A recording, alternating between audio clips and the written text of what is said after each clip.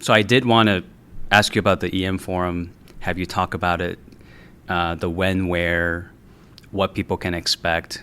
Yeah, can you talk to us about that? So the PCA EM Forum, it's an annual conference for PCA EM pastors and leaders. And not everyone is in the PCA. Most people who come are from the PCA. We do encourage friends of the PCA, meaning that there are other pastors in other denominations that come. So maybe it's a handful, but people who feel comfortable with the PCA and have friends, and maybe some who are thinking about joining the PCA come to this. And it's mainly pastors, but it's also for leaders. And I want to really encourage pastors with ruling elders or even deacons, who they're training, seminarians or pastoral interns to come. And so we want to sort of have a fellowship, not just a exclusive fellowship for pastors, but someplace healthy where people can make connections and to be part of the PCA to mean something, and that this fellowship in the PCA not to be so exclusive that others who can be blessed by this, they're welcome to come as well. But being PCA, it sort of creates at least some theological structure and boundaries for us. But our forum, we call it a PCA EM Forum. It's going to be held on February 6th through the 8th in Atlanta, Georgia. It's going to be held here in this very building at New Church of Atlanta, where John is the EM pastor. And thank you for hosting, by the way. Yeah, looking forward. It starts on Tuesday evening and ends on Thursday afternoon, or with lunch on Thursday.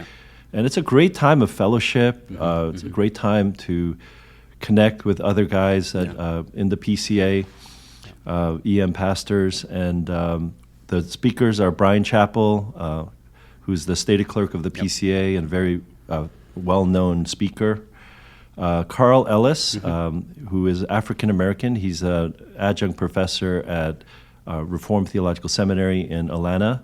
And he is, I call him the godfather for the African-American PCA pastors, because he's one of the earliest African-Americans in the PCA. Minorities in the PCA, And so he has a rich legacy in the Reformed tradition. I think he did his work at Westminster Seminary in Philly, and just is very, for those who know, he's very well known, and he's a little older now, but I think he has just a wealth of wisdom to share with us. Absolutely. And Billy Park will be speaking. Yes, I will be one of the speakers as well. And we were looking for a Korean American speaker, and particularly this year, I've spoken in the EM Forum before, but I put myself in there. I really, with our leadership, we have a core leadership, and we were discussing about the speakers, and we were thinking about inviting other people, and we did ask one or two people who we had in mind for a Korean American speaker.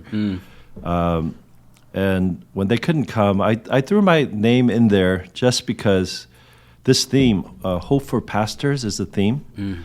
And for myself, as being a pastor for a long time in the Korean American context, it's a theme that I really have a heart for to share. And I'm not sure exactly what I'm going to share, but I did want to give a word to my fellow pastors, Korean American pastors particularly, to what does it mean to have hope in the midst of, there's we talk, this is trying times. I mean, every season, I guess, has trying issues and stuff, but these are very trying times, and it's very easy to see pastors lose hope. And you see a lot of pastors going through difficulties and even sometimes moral failures and so forth. And it can be very discouraging to be a pastor in this day and age. And I definitely feel that sometimes myself. And I always try to wrestle for hope, the biblical hope that we have. And I want to share with my brothers, that's not an easy task often,